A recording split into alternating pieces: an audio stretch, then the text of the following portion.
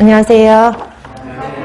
네, 오늘부터 실전 모의고사 환경공학 강의를 시작하겠습니다. 실전 모의고사 파트까지 이제 문제풀이반이 세 파트로 나눠져 있잖아요. 처음에는 기출문제 풀이반이 있고 두 번째로는 실전 모의고사 풀이반이 있는데 어쨌든 간 문제풀이의 핵심은 제가 항상 말씀드리지만 본인들이 푸셔야 되거든요. 그쵸? 본인들이 정리하고 본인들이 부족한 부분을 찾는 시간이라고 생각하셔야지 제가 대신 풀어주는 거는 아무런 도움이 별로 안 될 거예요. 그러니까 제가 풀어드리는 거는 여러분들이 아시는지 모르시는지 확인을 하는 어떤 확인 차원에서 저를 써먹는 거지 여러분들 스스로가 조금 문제를 많이 푸시고 본인이 부족한 부분을 보충을 하는데 제가 좀 약간의 도움만 될 뿐이거든요. 그래서 문제풀이를 뭐 이 문제만 내가 이 문제만 풀어야지 이 문제만 맞추면은 모든 문제를 풀 수 있어 이런 내용이 아니라 그 파트에 대한 내용들을 여러분들이 정리하는 시간이고요. 첫 번째 기출문제는 이런 식으로 문제가 출제됐다라고 하는 거를 조금 파악하는 시간이라고 하면 두 번째 실전 모의고사 같은 경우에는 뭐 제가 기출문제 형태를 크게 변화시키지는 않았거든요. 왜냐하면 기출문제 형태가 있고 그 형태에서 많이 변환되는 스타일은 아니기 때문에 그 기출문제 스타일로 약간 시험 문제에 언급될 수 있었던 것들 하지만 기출문제에서 많이 출제된 내용들 파트 같은 것들을 같이 다 포함해가지고 문제를 만들어가지고 여러분들이 어떻게 보면 단원별 기출문제 풀이에서 좀 확인을 했었던 것을 다시 한번 재확인하는 그런 시간으로 보셨으면 좋겠어요. 그래서 항상 말씀드리지만 수업 들어오시기 전에 무조건 문제는 처음 풀어보시고 뭐 맞았다 틀렸다 이런 것들을 보지 마시고 내가 이 문제를 정확하게 풀었는지 나머지 선지들을 이해를 했는지 뭐 이 문제는 약간 여러분들이 보시면 기출문제를 푸셨기 때문에 어느 정도는 이제 감이 오잖아요. 그래서 이 문제는 변별력을 위해서 한두 문제 넣은 건지 아니면 중요한 파트인지를 조금 판단을 하시고 네, 그 다음에 체크를 하시는 시간이 되셨으면 좋겠어요. 어쨌든 모의고사는 제가 단원별 기출문제를 많이 문제수가 너무 많아가지고 모의고사반은 8회로 준비를 했는데요. 혹시라도 뭐 그럴 리는 없겠지만 문제수가 모자르다 그러면 제가 추가로 문제를 드릴 테니까 지금부터 천천히 정리를 해보도록 할게요. 앞서 말씀드렸지만 그냥 문제를 풀고 답을 맞추는 시간이 아닌 마지막으로 재확인을 하는 시간이라서 제가 정리를 해드릴 수 있는 부분은 정리를 해드리고 그 다음에 여러분들이 찾아서 정리를 하셔야 되는 부분들은 개인적으로 하시면 좋을 것 같아요. 그럼 시작해 볼까요? 1회 모의고사 시작할게요.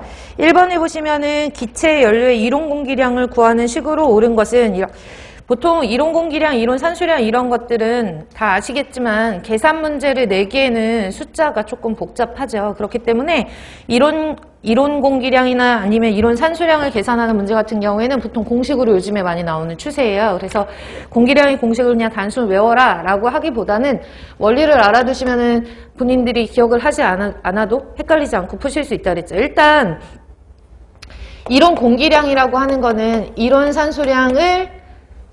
산소량이니까 산소를 공기로 환산해야 된다 그랬어요. 그러면 보통 우리가 100% 안에 부피 비율로 21%가 산소니까 산소를 공기로 환산하려면 0.21분의 1로 대입해서 환산을 해주셔야 된다는 건 알겠죠? 그럼 여러분들 이 문제를 푸시는데 답이 4가지 선지에서 두 가지로 추려진 거죠. 3번하고 4번 중에 하나로 추려진 거죠. 그렇죠? 이 문제는 이 공식을 다 외운다고 해가지고 해결되는 게 아니거든요. 지금 뭐 암기를 하시면 빠른 시간에 풀 수는 있지만 그냥 원리만 아시면 빨리빨리 할 수 있는 나머지 0.5H2, 0.5CO, 4분의 X 플러스 Y, CX, HY는 여기까지 동일해요. 그렇죠? 여기에 대한 내용들은 조금 있다가 H 같은 경우에는 수소기체잖아요. 그렇죠? 수소기체는 연소를 시켰을 때 얼마만큼 공기가 필요하느냐 이거는 제가 이제 이론 시간에 하나하나 언급을 해드렸기 때문에 H2O9 그냥 단순히 계산할게요. 얘가 0.5가 되잖아요. 그쵸? 1m의 3승일 때 0.5m의 3승만큼의 산소가 필요하다라는 거 아시겠죠? 따라서 0.5m의 3승만큼 얘가 만약에 수소가 2다 라고 하면 2 곱하기 0.5 이렇게 돼야 되는 것처럼 수소 이온의 0.5를 곱해야 수소 이온이래. 수소 기체의 0.5를 곱해야 이때 이론 산수량이 나온다라는 의미거든요. 일산화탄소도 마찬가지로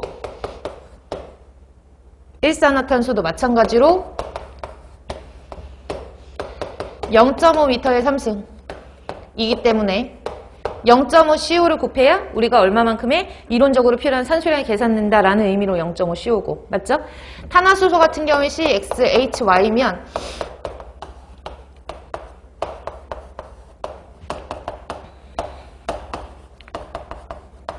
이렇게 되잖아요. 그쵸?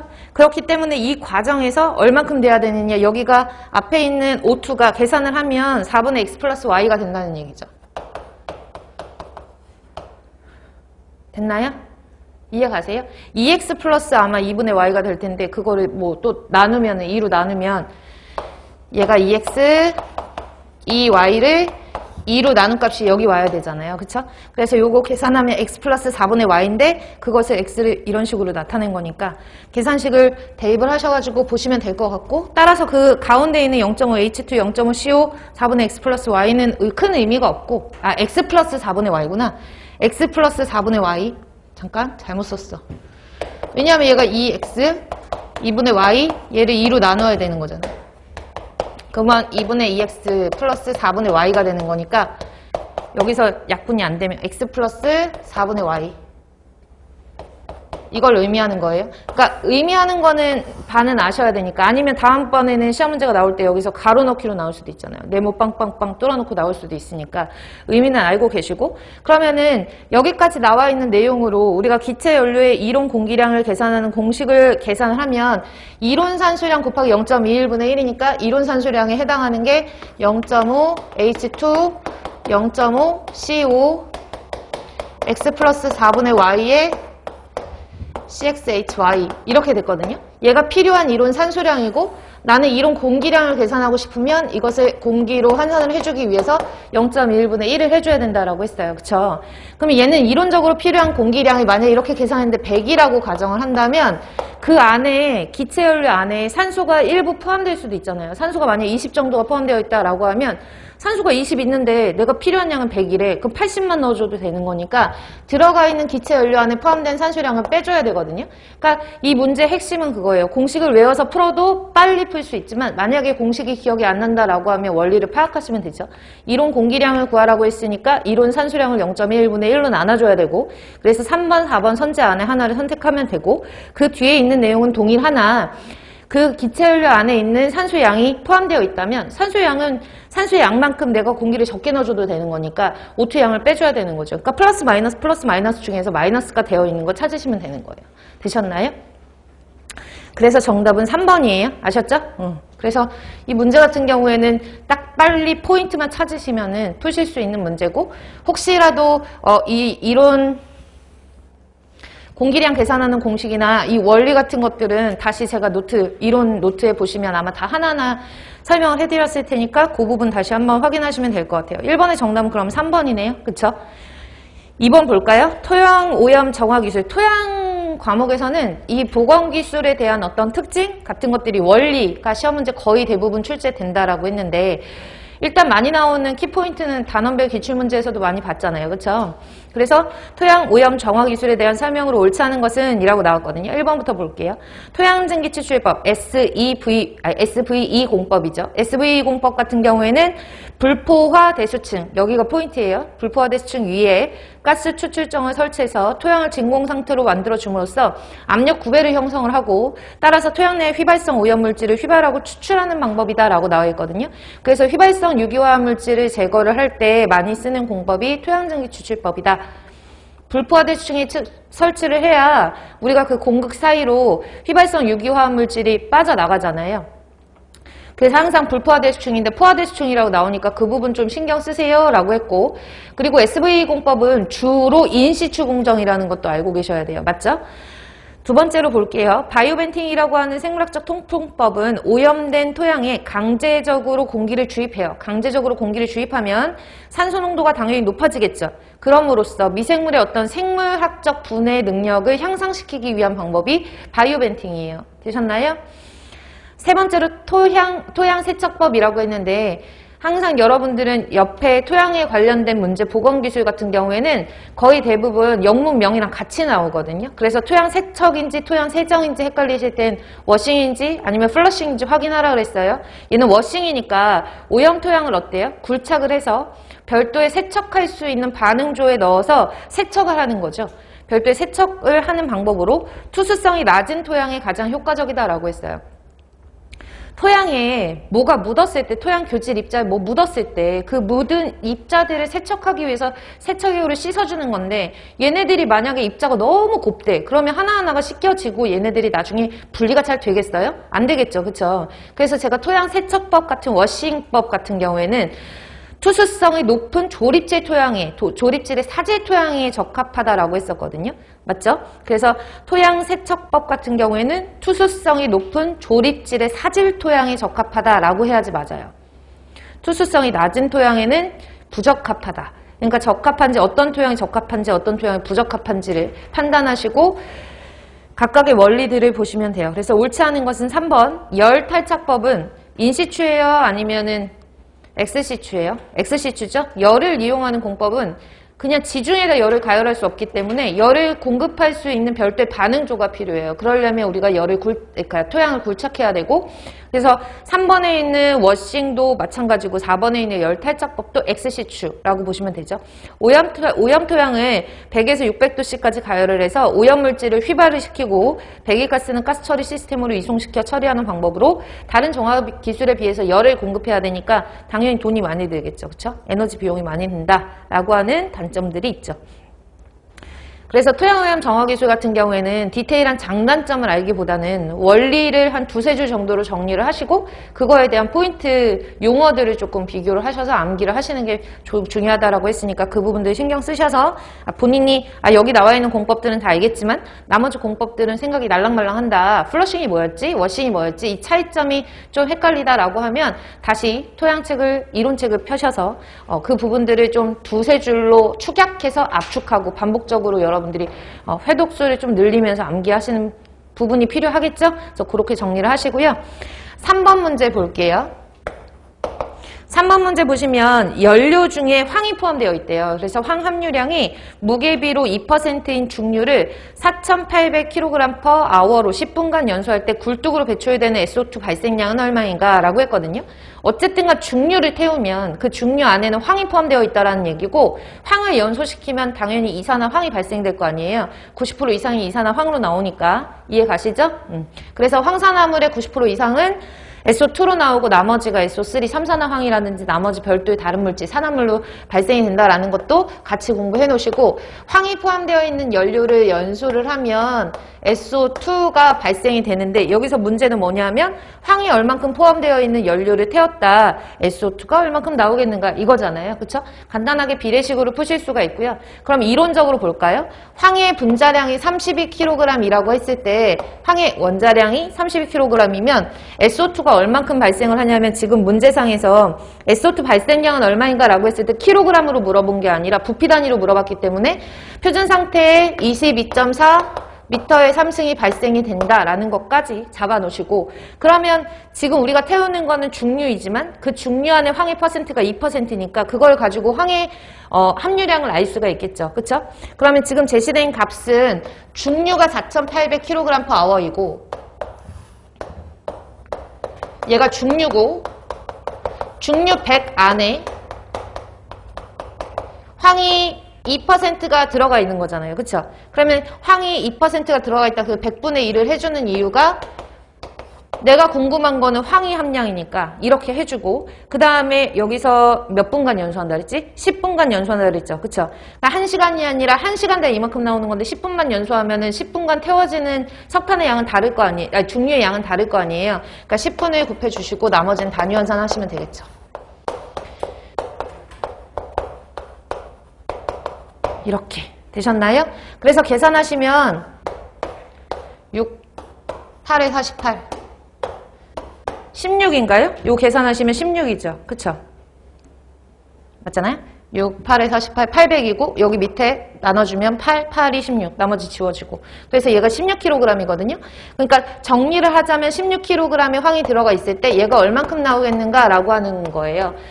보시면은 30이고 반이 16이고 그러면 22.4의 반이 11.2니까 소수점 있어도 상관없겠구나. SO2 발생량은 11.2겠구나. 이게 나와야 돼요. 그래서 SO2의 발생량은 11.2 미터의 3승. 그래서 정답은 2번이에요. 되셨나요?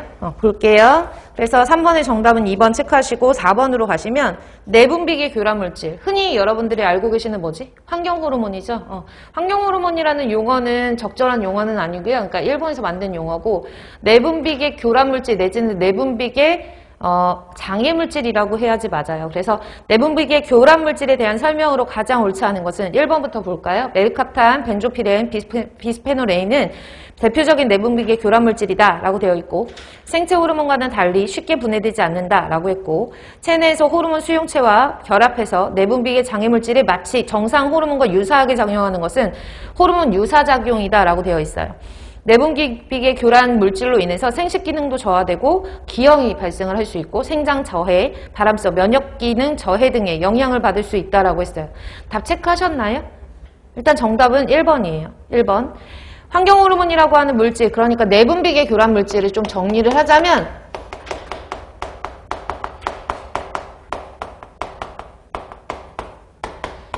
사실 내분비계 교란물질 같은 경우에는 종류가 상당히 많거든요. 뭐 나라마다 좀 다르고 그리고 연구 결과에 따라서 계속적으로 증가하고 있는 추세이기 때문에 내분비계 교란물질이 뭐 법적으로 얘네들이 내분비계 교란물질이 이렇게 지정된 건 없어요. 사실 우리가 살아가는 그런 일상 속에서 생활용품 중에 들어가 있는 대부분의 물질들 중에서 그러니까 플라스틱류 같은 것들은 환경호르몬을 많이 배출하고 내분비계 교란물질을 많이 배출하는 걸로 알려져 있는데 대표적인 몇 가지는 암기할게요. 첫 번째 1번이 오답인 이유가 있어요. 그쵸? 오답인 이유는 하나 때문이에요. 하나가 뭐지? 메르캅탄이거든요. 메르캅탄은 악취를 유발하는 물질이지 내분비계 교란물질이 아니에요. 그러니까 내분비계 교란물질 같은 경우에는 내분비계 정상적인 반응을 방해하는 거예요. 맞죠? 그래서 내분비계 교란물질이라는 것은 내분비계의 정상작용을 방해하는 것을 말하는 거거든요.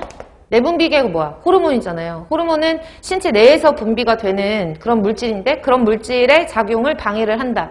그래서 내분비계 교란 물질의 작용을 세 가지로 보면 그 중에서 하나가 나왔어. 내분비계 교란 물질들은 3번 지문을 보면 선지를 보면 체내에서 호르몬 수용체랑 결합해서 내분비계 장애 물질이야. 그러니까 사람 신체 내에서 직접적으로 발생하는 호르몬이 아니거든요. 근데 외부에서 들어간 내분비계 장애 물질이 마치 지가 호르몬인 것처럼 유사하게 작용하는 이런 작용들이 일어나요. 그래서 이런 작용들을 우리가 뭐라고 하냐면 호르몬 유사작용이라고 얘기해요. 그래서 작용은 호르몬 유사작용도 있고요. 그 다음에 하나는 호르몬의 영향을 아예 막아버리는 거야. 호르몬이 해야 되는 일을 막아버리는 거. 그것을 호르몬 봉쇄라고 얘기를 하거든요. 그래서 호르몬 봉쇄. 마지막으로 촉발작용이라는 게 있어요. 촉발작용 같은 경우에는 정상작용에서 나타나지 않는 호르몬의 영향이 나타나는 거예요. 그러니까 정상적인 호르몬이면 이런 현상까지는 일어나지 않는데 정상적인 호르몬과는 달리 다른 작용이 일어나는 걸 촉발작용이라고 하거든요. 그래서 혹시라도 내분비 교란물질의 작용, 내분비 교란물질이 인체에 들어가면 어떤 작용을 통해서 호르몬의 작용을 방해를 하느냐라고 하면 그 세 가지 유사, 봉쇄, 촉발 이 세 가지는 암기를 해두시는 게 좋고 선지에서 혹시나 언급이 될 수 있으니까 이런 것처럼 알아두시면 좋고요. 그래서 그 내용들을 보시고 각종 내분비계 교란물질 대표적인 거 몇 가지만 볼게요. 일단 첫 번째로 뭐 있지? 다이옥신 있어요. 다이옥신 어디서 나와요? 유기염속의 불완전 연소에서 나오죠. 그래서 예전에는 그냥 환경호르몬이 어떤 물질들이 환경호르몬 내지는 내분비계 교란물질에 해당하느냐 이런 식으로 문제가 출제가 된 적도 있어요. 근데 요 근간에는 얘가 어디서 배출되느냐 배출원까지 같이 알아두셔야 되거든요. 보통 소각로라든지 이런데 유기염속의 화합물, 유기염속의 화합물이니까 물의 불완전 연소에서 발생하는 거니까 뭐 소각장이 될 수도 있고 아니면 뭐 어떤 유기화합물의 불완전 연소 이런 식으로 표현을 할 수도 있겠죠. 그렇죠? 염속의 화합물이기 때문에 유기 할로겐 물질을 소각할 때도 다이옥신 생긴다. 이렇게 얘기를 할 수도 있어요. 이해 가시죠? 자, 다이옥신 같은 것들도 내분비계 교란 물질에 해당이 되고요. 그리고 플라스틱 같은 거 보시면 프탈레이트라고 있어요. 플라스틱 같은 거 많이 사용하면 프탈레이트. 대표적인 환경 호르몬이에요. 그래서 프탈레이트 같은 경우도 있고 있고, 그 다음에 젖병 같은 거 아니면 플라스틱 그릇 같은 것들을 코팅제로 사용하거나 아니면 캔 내부 코팅제로도 사용하고, 제가 수업 시간에 이론 시간에도 말씀드렸는데 영수증 같은 거 마트에서 하면 입에다 물지 말아라, 비스페놀 A가 들어가 있다라고 했었거든요. 그래서 비스페놀 A 이런 것들도, 얘는 플라스틱, 얘는 캔 내부 코팅이나 아니면 영수증. 그래서 제가 막 비스프리 플라스틱 같은 것들도 팔고 막 이런다 그랬잖아요. 그게 비스페놀이 들어가 있지 않은 거. 그래서 플라스틱이라든지 영수증 이런 것들. 그리고 스틸렌이라고 하는 물질도 있어요. 스틸렌이라고 하는 물질은 어디 포함되어 있냐면 컵라면 용기 안에 많이 포함되어 있어요. 스틸렌. 그래서 스틸렌, 컵라면 용기 몇 가지만. 그 다음에 각종 중금속들도 대표적인 환경 호르몬 내분비계 교란 물질로 알려져 있고, 그 다음에 하나 DDT. DDT는 알고 계셔야 돼요. 살충제죠.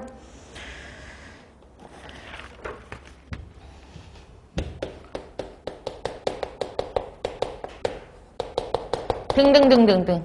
이게 대표적인 이제 내분비계 교란 물질이고, 종류가 엄청 많으니까 어떤 것이 사실 시험 문제에 출제될지는 모르거든요. 그래도 한두 번씩 언급됐던 거는 제가 설명드리는 거니까 그 정도만 정리를 해놓으시면 되고, 그 다음에 벤조피렌도 여기 들어가야 돼요. 벤조피렌. 발암물질이죠. 그래서 이런 등등등등의 내분비계 교란물질에 의해서 우리가 호르몬 유사작용, 봉쇄작용, 촉발작용에 의해서 뭐 인체대에 미치는 영향은 따로 안 쓸게요. 왜냐하면 4번 선지에 다 나와 있거든요. 생식기능이 떨어지고 기형도 발생하고 보통 발암성, 면역기능 저하 이런 것들에 영향을 미친다. 그 정도로만 알아두시면 되고, 뭐 아이들한테는 성장장애를 유발할 수도 있고, 그쵸? 발암물질이다. 여기까지 여러분들이 정리를 하시면 될 것 같아요. 그래서 1번의 선지가 틀린 거는 뭐다? 메리카타는 악취유발 물질이다. 그것만 바꿔서 알아두시면 될 것 같아요. 이해 가시나요? 정리 정도만 해드리고, 첫 타임이니까 제가 이렇게 설명을 드리는데 뒤로 가면 갈수록 제가 계속 반복적으로 나오는 문제들이 있잖아요. 그러니까 그런 문제들은 조금 빨리 할게요. 5번 볼게요. 오염물질에 대한 설명으로 가장 옳지 않은 것은 자주 출제되거든요. 얘는 왜냐하면 수제 파트에서 대기 파트에서 계속 반복적으로 다 영향을 줄 수 있는 유해 영양 오염물질이기 때문에 하나씩 볼게요. PCB, 폴리클로리네이티드 바이페닐은 간장장애나 전신권태, 수족저림 등을 유발한대요. PCB 됐나요? PCB는 하면 뭐 생각하셔야 돼요? 카네미유증 생각하셔야 되잖아요. 근데 솔직히 PCB 같은 경우에 카네미유증까지만 기억하지 식용유 때문에 생긴 거라 그랬죠. 식용유. PCB를 함유한 식용유. 그래서 카네미유증이에요. 유가 기름 유자예요. PCB가 카네미유증까지는 아는데 그 카네미유증이 수족저림, 전신권태 뭐 이런 것들을 연결을 시켜서 잘 안 외우신단 말이에요. 그래서 그렇구나 라고 하고 패스할게요. 비소는 파킨슨씨 증후군과 유사 증상을 유발한다. 틀렸죠? 맞아요? 파킨슨씨 증후군과 유사 증상을 나타낸다라는 건 뭐예요? 망간이죠. 그렇죠? 그래서 망간이 파킨슨씨 증후군과 유사한 증상을 유발하며 인체 부족하면 빈혈을 유발하는 걸로 알려져 있고, 됐나요? 여러분들 보시면은 이번에 선지에 나와 있는 비소, 시험 문제 잘 나오거든요. 비소 특징 하나만 볼게요. 비소는 금속도 아니고 그 다음에 비금속도 아니고 그 금속과 비금속이 좀 중간이라 그랬잖아요. 그래서 제가 뭐라 그랬죠? 준금속이라고 했었죠. 준금속. 저희 교재에도 나와 있지만 이걸 메탈로이드라고 하거든요. 메탈로이드. 그래서 메탈로이드라고 한글로 나온 적도 있으니까, 선지에 한번 한글로 나온 적도 있으니까 체크해 놓으시고 얘가 중금속을 말하는 거구나 이렇게 정리를 해 놓으시면 되고요. 그리고 비소의 특성 같은 것들도 볼게요. 비소에는 보통 3가비소와 5가비소가 있어요. 맞죠? 누가 더 독성이 강하다 그랬지? 3가비소가 독성이 더 강하다 그랬죠? 그래서 비소 같은 경우에는 3가비소의 독성하고 5가비소의 독성을 비교를 하면 3가비소의 독성이 더 강하다라는 것도 정리를 해놓으시고, 비소가 인체에 미치는 영향은 보통 피부와 관련되어 있다 그랬거든요. 그래서 피부암, 심하면 피부암을 유발하는 발암물질로 알려져 있고, 아니면 피부가 검게 변하는 흑피증이라든지 손발 각화라든지 이런 증상들을 대표적으로 나타내요. 그래서 피부와 관련되어 있는 뭐 흑피증, 손발 각화 이런 말이 나오면 비소와 관련된 인체에 미치는 영향이구나 이렇게 보시면 될 것 같아요. 이해 가시죠? 그리고 비소 같은 경우에는 삼가 비소가 독성이 강하다라고 했잖아요. 얘가 인체 내로 들어가가지고 비소가 단백질을 엉기게 해서 우리가 필수 대사 과정에서 에너지를 생산하는 과정에서 ATP 있죠. ATP 대사에 영향을 주기도 해요. 그래서 ATP 대사 과정에 영향을 준다.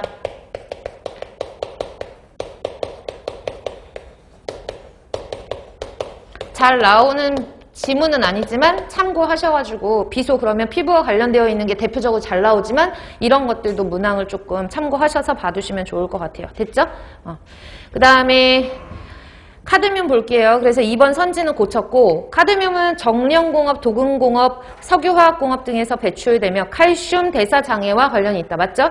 카드뮴 그러면 빠지지 않고 나와야 되는 게 이따이따이 병이거든요. 그래서 옆에다 이따이따이 병 써놓으시고 참고하실 내용에다가 그 다음에 이따이따이 뿐만 아니라 뭐 있어요? 카드뮴? 펜코니 증후군. 그쵸? 펜코니 증후군 이따이따이 칼슘 대사장애